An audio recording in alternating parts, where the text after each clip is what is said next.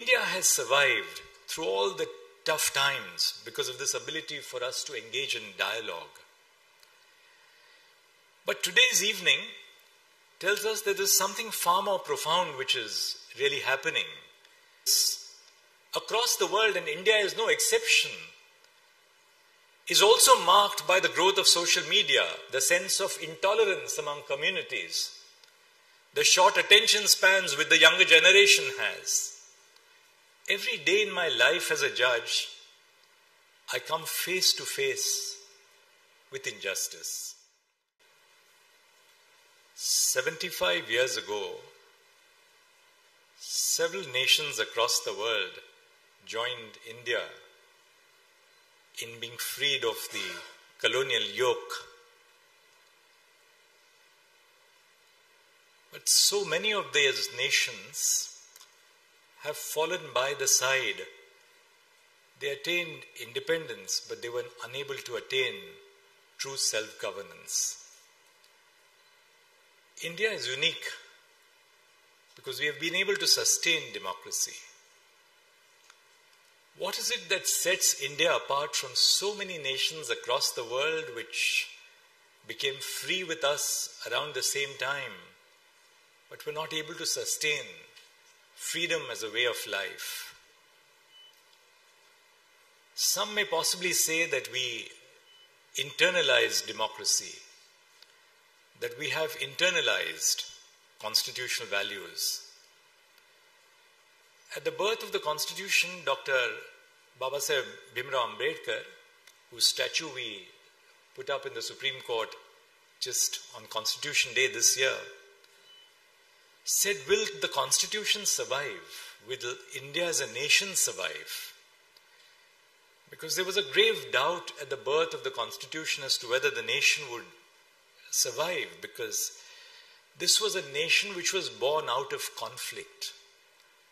A nation which saw the first travails of conflict in the partition that preceded independence India and then continued beyond. So some will say that we internalize democracy. Others will say that, well, the strength of our nation lies in its pluralistic culture, the culture of inclusion, the culture of all-encompassing humanity. Yet others will say that it's the culture of reasoned dialogue, what is being called as the argumentative Indian.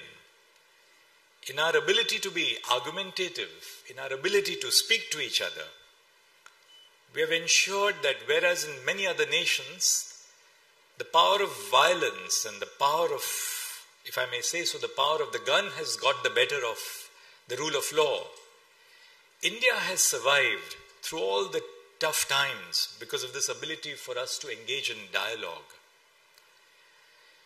But today's evening tells us that there's something far more profound which is really happening, and which all the awardees this evening are symbols of, are emblems of.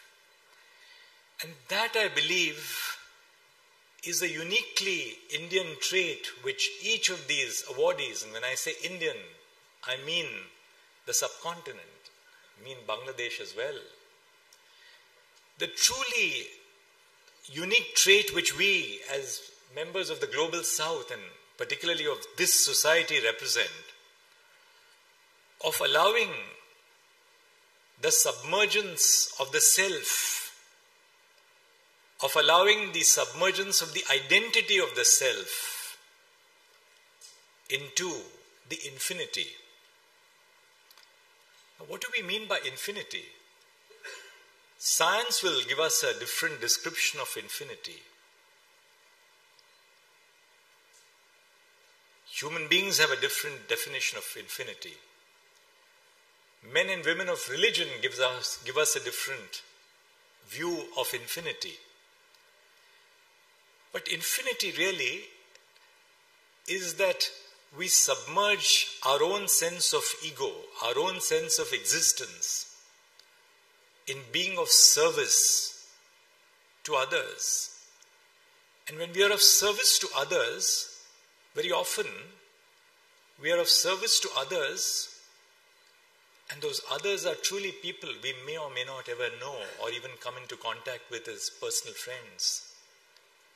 Of course, many of the awardees have worked within the communities and know those communities. But it is this ability which is so truly unique to our culture, namely the ability to allow yourself to recede into the background and to allow it to be overcome by one unique and overpowering commitment to do good to others who are less fortunate than you, which truly marks us out as a civilization. You would have found that each of the awardees has touched lives beyond their own communities. Each of them have traveled out of the familiar. They have worked at grave peril to their own existence. As Sudha Varghese said, she said, I have lived 1,000 deaths and I have lived 1,000 lives. So it's this sense of fearlessness, namely, that in our effort to do of good and to be of good to the marginalized, that each of these awardees has the ability in themselves to face up to danger and to not allow that danger to overcome your own existence, because there's a higher purpose of human life. Across the world, and India is no exception, is also marked by the growth of social media, the sense of intolerance among communities, the short attention spans which the younger generation has. But truly, this is not just an isolated phenomenon which is a product of, say, free markets and technology. There is something more profound which is going on. And something more profound which is going on is this.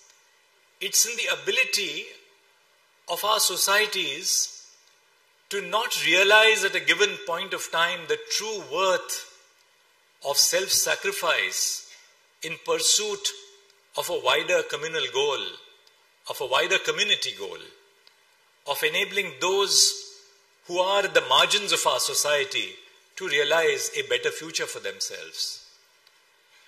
Every day in my life as a judge, I come face to face with injustice. A blind Dalit girl raped by a person who was a neighbor, a woman who has been sexually harassed by persons whom she trusted within the home.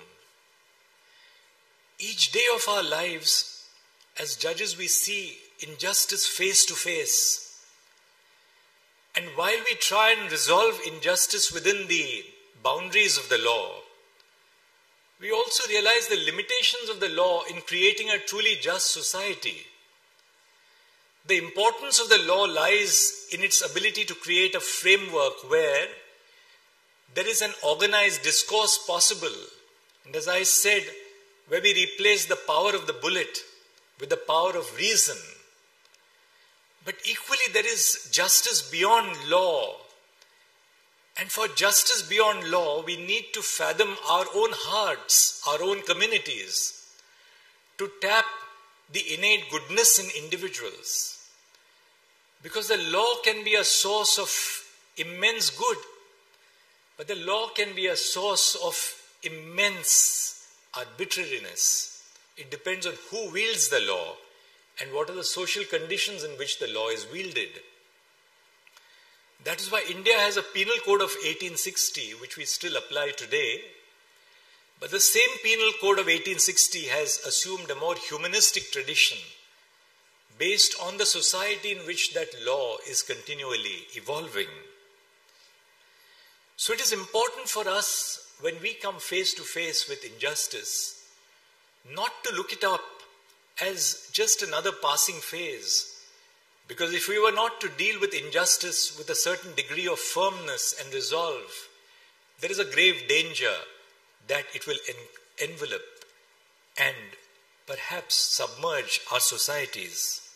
And when it is time to pass on the baton, as each of us has to, whether in our work, in our existence, or in our communities, may we then pass on the sense of optimism in which the work of each of these awardees today is grounded. Namaskar.